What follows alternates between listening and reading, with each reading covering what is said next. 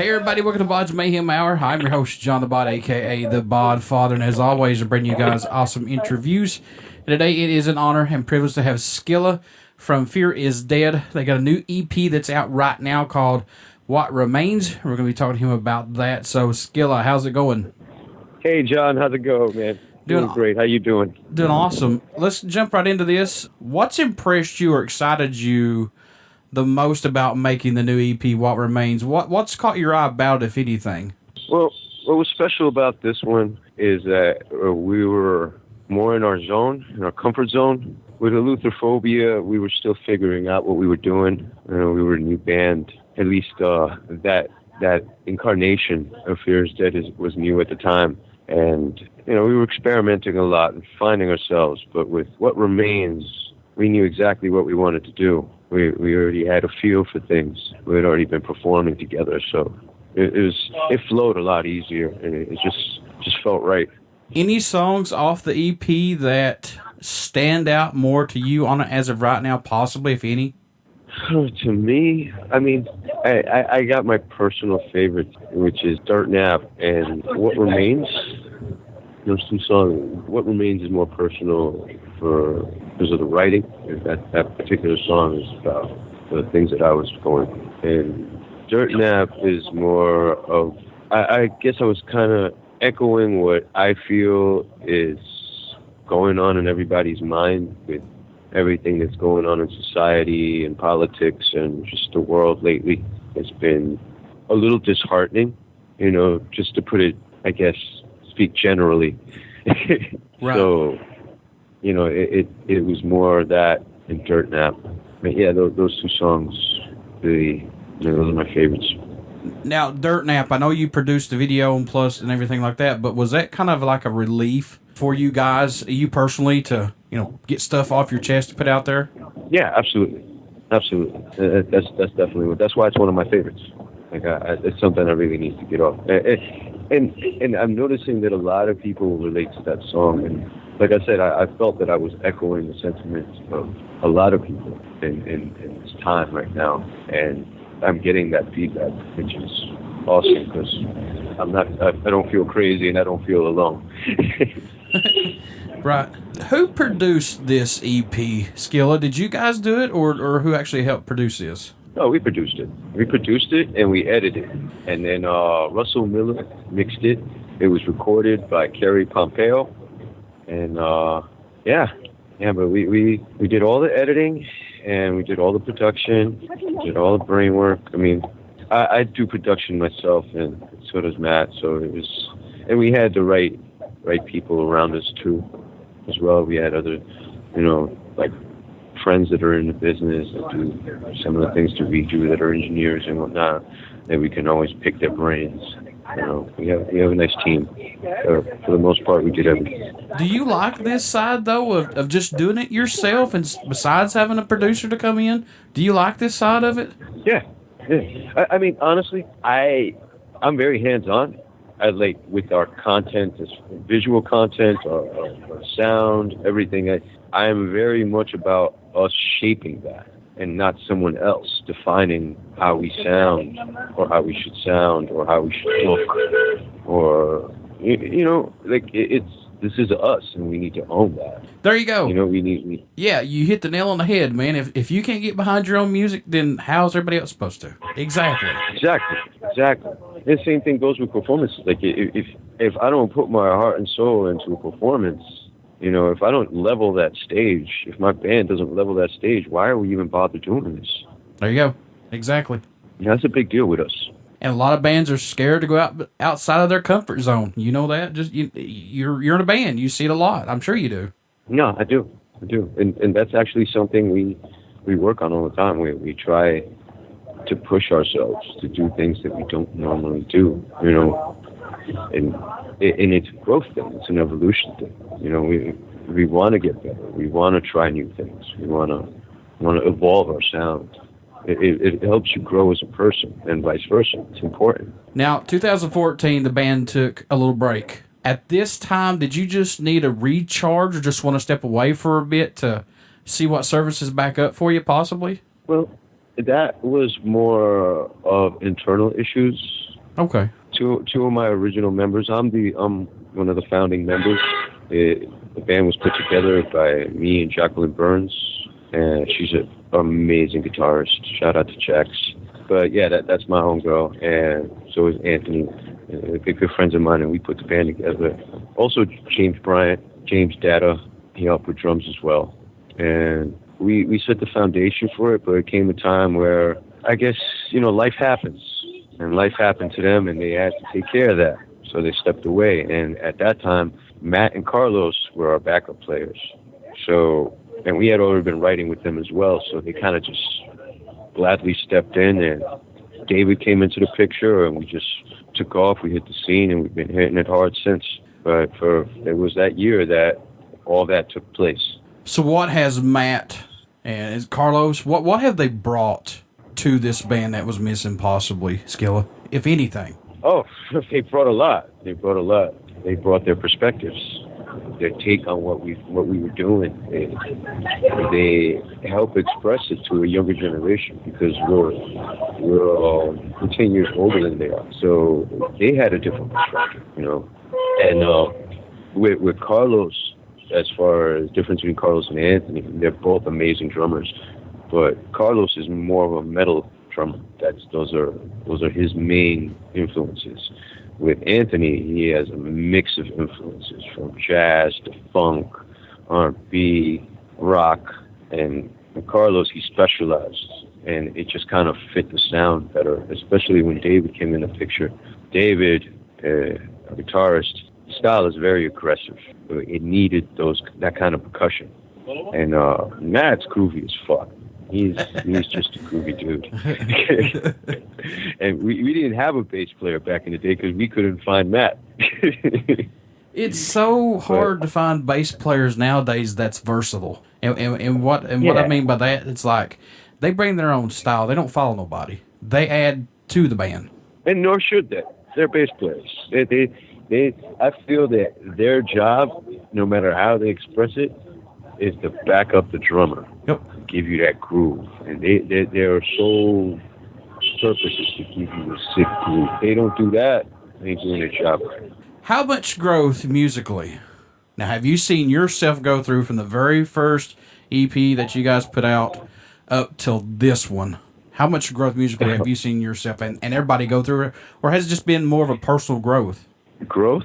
Yeah, has it been, like more of a personal growth it's also? Been insane. For me personally, yeah. I mean, the guys have been growing like crazy because they've been playing together and they've been playing more and learning from each other. It's one thing to learn from yourself and what you pick up, but then when you start bouncing off to other people that are just as talented as you, it takes it to a whole other level. And they took me to a whole other level. I was already learning with the first band. These guys, they were demanding a little more from me, which I welcomed, and I rose to the occasion.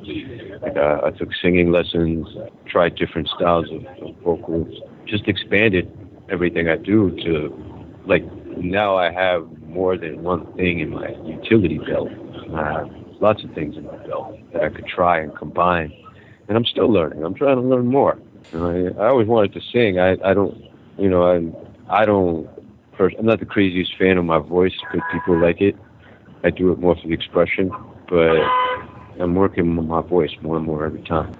Do you guys do anything differently during your writing and recording processes to, help you keep your mind open and fresh to not let everything get stale possibly? Because I know sometimes it's hard, man. Yeah, it is. It's self-analysis.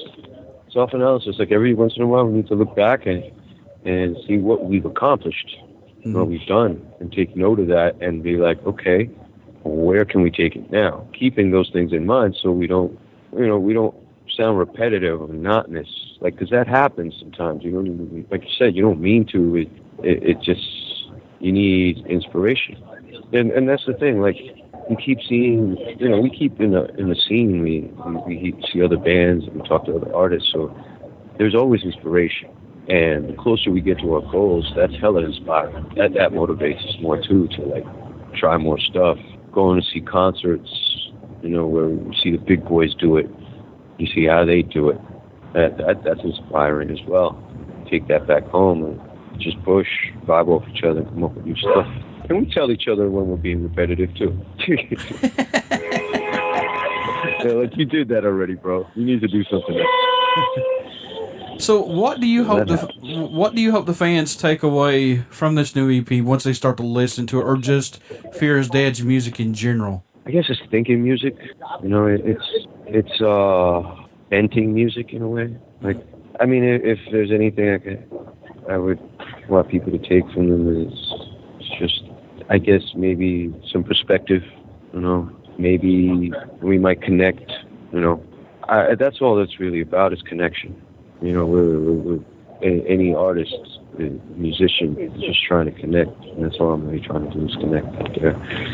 If I could, you know, help somebody's workout, brighten their day, or help them through some troubled times, I'm happy. What can fans expect at a show from Fear is Dead that's not got to see you guys live yet? What are they missing out on, man? No, as far as live? Yeah. Woo!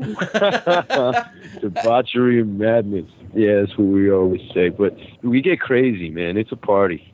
It's a party. And the bands, especially when we throw our own show together, we make sure there's bands that get it popping. They're really live and have a great energy on stage. And yeah, it's just a lot of love, and there's a lot of fun, and it's really rowdy. But everybody is really cool. That's one thing I got to say about our fans and supporters, is like, they get live, but they are really cool. Everybody's real cool people, and various backgrounds, various kinds of people. It's beautiful to see everybody in the same room together, just going ape shit. So, you know, we're living in the digital era of recording albums and social media these days. Do you like this that we're in right now, to get music out quicker? And plus, you know, your guys are kind of a new band. Do you like this to help get your guys' music out, and plus social media to let fans know about you guys more? Yeah, absolutely. There's people we could have never reached if it was, you know, FaceTime, you know, hand to hand, you know, person to person.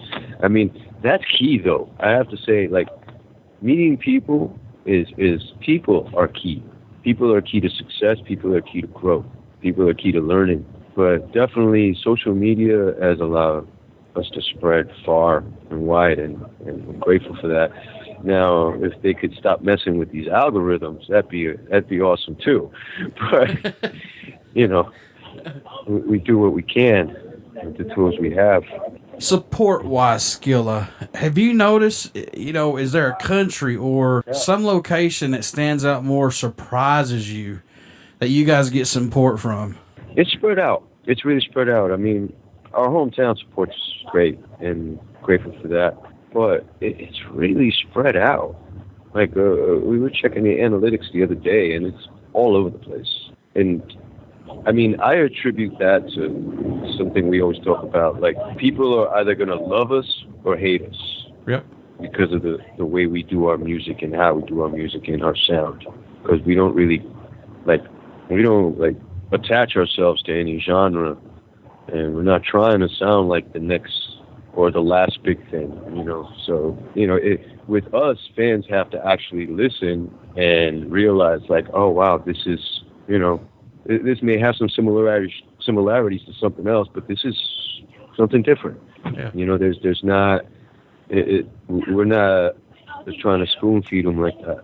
But yeah, they either love us or hate us, and it's great because middle sucks.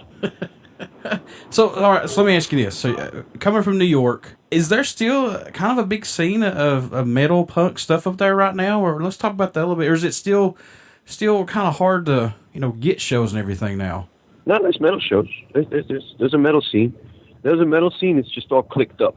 So mixed up. Okay. You know, you got your death metal here, you know, your thrash metal over here, you know, hard rock over here, you know, heavy metal over here. And like, luckily we get a little love everywhere, and we've been like kind of band that brings different bands together. So that's been cool. But as far as that, New York is definitely clicked up. It would be cool if the scene were to start opening up to each other, because it would just give everybody a broader fan base, and it would be a place where independent bands could thrive, as opposed to struggle to get, attention and then try to fit in another section and try to get their attention and so on and so forth. What made you want to become a musician, Skila? Tell me, what was that spark, man, for you? Oh, well, I mean, that's more a question for the guys, I guess, because I'm a lyricist, but I'm learning. They're teaching me how to play guitar and drums and all that stuff, and bass. I mean, I'm sure it's the same thing as it was with me in writing, because I started off as a poet, and then I went to rapping. I was an MC a couple of years, more than a couple of years, over 10 years. And I've actually released material as an MC, and then on Spotify. It's called Audio Narcotics under Skila. I mean, I needed to say something. I needed to get stuff out. It's all expression. It's all release. It's cheaper than therapy, I'll tell you that. Oh, yeah. Yeah. I agree with that. 1,000%. Yep. But it's a beautiful thing to let that out and to connect. Yeah. Like I said, I think that's, the main pursuit with any artist is to connect. There's nothing like throwing on an album or, just listen to it and just put your headphones on or lay in your bed or whatever, just listen to the music and just let you get away for a couple hours, just escape reality, man. And just go away for a while in a good way. yeah, no, totally. So here's the $1 million question for you: if you could work with any musician that is still alive today or has passed away, or any band that's broken up or that's still out there that you want to get back together, or even it's out there right now, who would you pick to work with, possibly, if you could? I could almost answer this for every band member.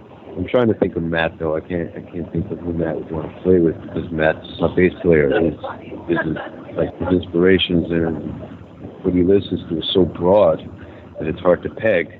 But I mean, I know for my guitarist David, it's either Korn or Slipknot. Oh, nice. Still to play with them. For my drummer, it would be Opeth. Loves that thing. And for me, I mean, I'd love to do a joint with Marilyn Manson. Oh. And I mean, if Chris Cornell was alive, oh man! But that's like those two guys, those two songwriters are a big influence. So yeah, that'd be awesome. Folks, Fear is Dead. Their new EP is out right now, called What Remains. You want to pick this up and give this a chance. It's pretty damn good, if you ask me. Thank you. Skila, how can folks stay in touch with you guys? Buy some merchandise, buy this new EP, tour dates. How can you do that, my friend?